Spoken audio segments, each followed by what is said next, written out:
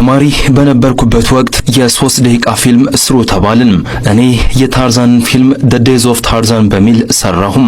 በ3 ደቂቃ ውስጥ ታርዛንን ገደልኩባቸው። ከሆሊውድ የፊልም አካሄድ ጋር በልጅነቴ ነው የተለያየሁት። ፊልሙን ያዩ ላቲን አሜሪካኖች ጥቁሮች አሞገሱኝ። እንኳንም ገደልከው አሉኝ። የራሳችንን አርበኞች እንዳናስታውስ ታርዛን ሸፍኖን ስለነበረ እሱን በማፍረስ ነው ተቃውሞዬን ያሰማሁት። የሲኒማ ትግሌን እንዲህ ባለ ጦርነት ነው የጀመርኩት ይላሉ ታላቁ የፊልም ባለሙያ ፕሮፌሰር ኃይሌ ገሪማ። ብዙ ኢትዮጵያኖች ማናቀው ኢጓችን ትልቅ ስለሆነ ፒኤችዲ አለኝ ኢትዮጵያ መግዛት አለብኝ ሚል ጠባ አለን። ነገሩ ግን አንዳንድ ጄኔሬሽን ፈርቲላይዘር ነው። ፈርቲላይዘር ማለት ምንድነው? ለሚመጣው ትውልድ የማይቀር ትውልድ ነው። ፋነን every generation has a responsibility, some fulfill, some betray ይላል። የሚመጣ ጄኔሬሽን አለ። ለዛ ግን ምግብ ልትሆነው አትሊስት ይችላል ሆይ ነው ጥያቄው። ይሄም humble submission ያስፈልገዋል። አይ ሰብሚት ማለት አለብን። አለዛ እኔ ከሞት ሰርዶ አይብቀል ያለ እኔ ኢትዮጵያ የለችም። ለዚህ ነው ኢትዮጵያ የሚለው ላይ እንጌጅ ላረግም አልፈልግ ጥያቄ ላይ። ምክንያቱም ችግሩ መሰለ ድሮም ከኢትዮጵያ ማፈንገጥ የተጀመረው ማፈንገጥ ፈልጎ ሳይሆንና ፈረንጆች ቆርቆራውት ሳይሆን ኢትዮጵያዊ ነኝ የሚለው ነው እንድታፈነግጥም ያደረገ።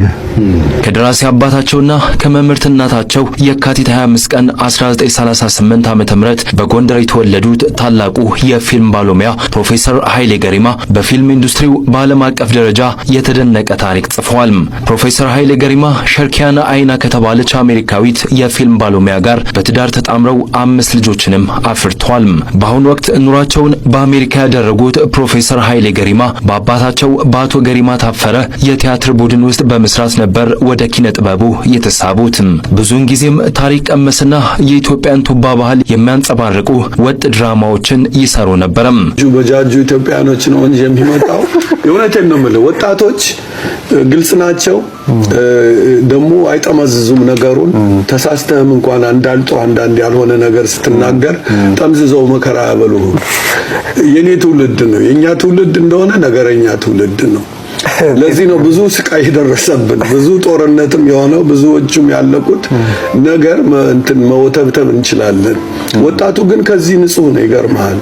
ለኔ በየሄድኩበት ዩኒቨርሲቲ ሲሄድ ሃርቫርድ ሆነ ስታንፎርድ የትም ቦታ በሄድኩ ቁጥር ወጣቶች እንደውም የፓን አፍሪካን ቀደኛ ሆነው እኔን ከሚቀበሉ ወገኖች እነሱ ናቸው፣ የሚያኮሩ ናቸው። አስተማሪዎቻቸው ሁሉ ስለነሱ ሲናገሩ በጣም ደስ ብሎ ነው የምትሄደው።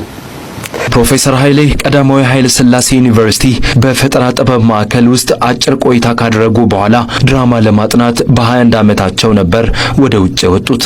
ፕሮፌሰር ኃይሌ ገሪማ በገጠራማ አካባቢዎች በመዞር የድራም ወይም ከበሮ ብቃታቸውን ያሳዩ የነበሩት አባቱ በሕይወቱ የመጀመሪያው ተጽዕኖ አሳራፊ እንደነበሩ ይናገራሉ። በዚህ ወቅት ታዲያ በፊልም ላይ የተመለከቷቸውን ነገሮች በማስመሰል ለመጫወት ይሞክሩ ነበርም። ሊሳሉም የቅኝ ግዛት ስርዓት በፊልም ላይ ያለው እምብዛም በንቃት ስለማይታወቀው ተጽዕኖ ይወያዩ እንደነበር ይገለጻል። በዚህ ወቅት ታዲያ በፊልም ላይ የተመለከቷቸውን ነገሮች በማስመሰል ለመጫወትም ይሞክሩ ነበርም። In Africa, disease is an industry for the local elite and the international elite. Okay? Poverty is business in Africa. It's no more, the missionary, the primitive missionary. Now, poverty is an industry. It engages, it empowers, it employs local middle-class Africans and international middle-class Europeans and Americans that depend on this industry. So poverty is an industry, war is an industry, so is disease is an industry. The biggest crime of the 21st century is the fact that Europe and America have succeeded to create an industry out of these components in Africa. 1975 ዓመተ ምህረት ወደ ቺካጎ ጉድማን የድራማ ትምህርት ቤት ለመማር ከሄዱ በኋላ ሲኒማ ከቲያትር የበለጠ ማሳየት የፈለግነውን ሁሉ ማሳየት ስለማያስችለን በማለት ወደ ፊልሙ አዘነበሉም። በዚህ መሰረት ከካሊፎርኒያ ዩኒቨርሲቲ የመጀመሪያና ሁለተኛ ዲግሪያቸውን ባችለርስ ኤንድ ማስተርስ ኦፍ ፋይን አርትስ ዲግሪስ ኢን ፊልም አግኝተዋል። ፕሮፌሰር ኃይሌ ከመምህርነታቸው ጎን ለጎን የሚሰሯቸው የፊልም ስራዎች በይዘትና አቀራረባቸው ከሌሎች ፊልሞች ይለያሉ።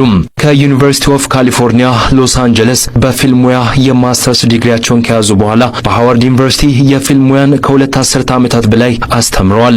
ጤዛ የተሰኘውን ፊልም በአማርኛ በመስራት ብቃታቸውን በኢትዮጵያውያን የፊልም ታዳሚዎች ዘንድ ያስመሰከሩት ፕሮፌሰሩ በዓለም አቀፍ ደረጃም እውቅና ያገኙባቸውን በርካታ ፊልሞችንም ሰርተዋል። ፕሮፌሰር ኃይሌ ገሪማ በጤዛ ፊልም በሀገርኛ ፊልሞች ላይ ተሞክረው የማያውቁ የፊልም አሰራር ቴክኒኮችን በመጠቀምና ፊልም እንኳን ተውነው ተመልክተው የማያውቁ ተዋናዮችን በማሳተፍ አስደናቂ የፊልም ዳይሬክቲንግ ወይም የማዘጋጀት ብቃታቸውን አሳይተዋል።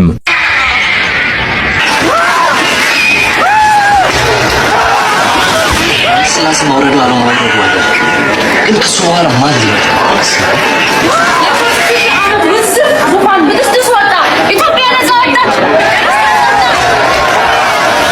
በጣም መጥፎ ደረጃ ላይ ያለው የጉዳዩ ሲሪየስነስ የገባህ መሰለኝ። አስብበት፣ አስጠነቅቅሃለሁ። የምን ፕሪንሲፕል ነው የምታወራው?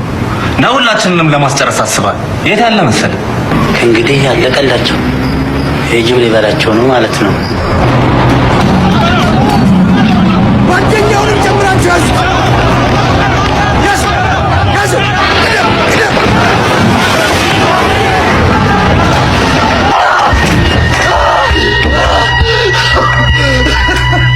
በ1960ዎቹና በ1970ዎቹ በኢትዮጵያ የነበረውን ፖለቲካዊ፣ ማህበራዊና ባህላዊ ሁኔታ ማራኪ በሆነ አቀራረብ ባሳዩት ጤዛ ፊልም በጎንደርና በአዲስ አበባ ከተሞች እንዲሁም በጀርመን ሀገር የኢትዮጵያውያንን አኗኗር ፍንትው አድርገው አሳይተዋል። ከ1983 ዓ.ም ጀምሮ በሃዋርድ ዩኒቨርሲቲ የፊልም አሰራር ጥበብ መምህር ሲሆኑ በ2000 ዓ.ም በሰሩት ሳንኮፋ ፊልም ከፍተኛ ዓለም አቀፍ እውቅናና ተቀባይነት አግኝተዋል። ፕሮፌሰር ኃይሌ ገሪማ ከሰሯቸው ፊልሞች 7 ያህሉ በተለያዩ የዓለም አቀፍ የፊልም ፌስቲቫሎች ላይ ተሸላሚ ናቸው።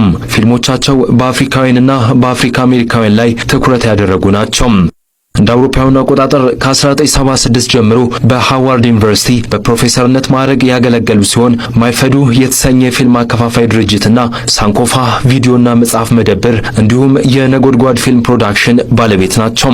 የፊልም ጥበብ ቀማሪው ፕሮፌሰር ኃይሌ ገሪማ ከሰራቸው ፊልሞች በጥቂቱ ሃወር ግላስ ቻይልድ ኦፍ ሬዚስታንስ፣ ኢምፐርፌክት ጆርኒ፣ ቡሽ ማማ፣ አድዋ፣ አን አፍሪካን ቪክትሪ፣ ሳንኮፋ፣ ኢምፐርፌክት ጆርኒ እና ጤዛ ይገኙበታል። ፕሮፌሰር ኃይሌ ገሪማ በሚሰራቸው የፊልም ጥበቦች ሀገርን በማስተዋወቅ ረገድ ባለውለታ እንደሆኑ ብዙዎች ይመሰክሩላቸዋል። ወደፊትም በሚያበረክቷቸው የፊልም ስራዎች ውስጥ ለሀገራቸው ልዩ ቦታ እንደሚሰጡ ሲናገሩም ተደምጠዋል። ፕሮፌሰር ኃይሌ ገሪማ ላበረከቱት አስተዋጽኦ በዓለም አቀፍ ደረጃ እውቅናና ሽልማቶች የተበረከቱላቸው ሲሆን ከዋና ዋናዎቹ በከፊል በጥቁሮች የሲኒማ ታሪክ ላይ ከፍተኛ ስፍራ የአካዳሚ ሙዚየም ኦፍ ሞሽን ፒክቸርስ የቫንቴጅ ሽልማት የመጀመሪያው ተሸላሚ ሲሆኑ እንዲሁም በአሜሪካ አራተኛው የነጻነት ቀን ዓመታዊ የፊልም ፌስቲቫል የህይወት ዘመን ተሸላሚ እንዲሁም በምርጥ ፊውቸር ፊልም ዘርፍ የሚቼክስ አዋርድ አሸናፊ፣ በፓን አፍሪካን የፊልምና የቴሌቪዥን ፌስቲቫል ምርጥ ሲኒማቶግራፈር፣ የላቀ አርቲስቲክ ዲሲፕሊን አርቲስት አዋርድ ተሸላሚ፣ በተደራሲያኑ ዘንድ ከፍተኛ ተወዳጅነት ያተረፈ ከያኒ በሚል የሮተርዳም ፊልም ፌስቲቫል ተሸላሚ ነበሩ። በጥቁር አሜሪካውያን ዘንድ በሚታወቁት ሳንኮፋ በሚባል ፊልማቸው ብዙ ሽልማትንም ተቀብለዋል። ጤዛ የሚለው ፊልማቸው ለቁጥር የሚታክቱ ሽልማቶችን ያስገኘላቸው ሌላው የጥበብ ስራቸው ነው። የፓን አፍሪካን የፊልም አዘጋጆች ፌዴሬሽን እና የአፍሪካን የፊልም አዘጋጆች ኮሚቴ አባል መሆናቸው ከብዙ በጥቂቱ ተጠቃሾች ናቸው።